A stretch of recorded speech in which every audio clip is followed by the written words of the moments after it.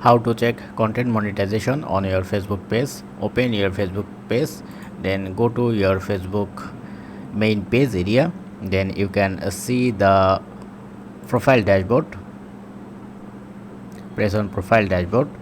Then here you can see the Meta Business Suite. Press on Meta Business Suite, and then you have to select your monetization, and here you can see your content monetization is available.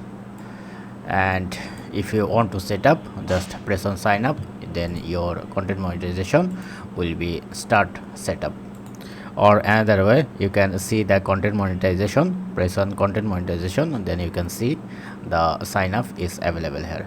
And if you don't have this option, then for example, this is my another page. Here you can see no content monetization, so you have to meet your requirement.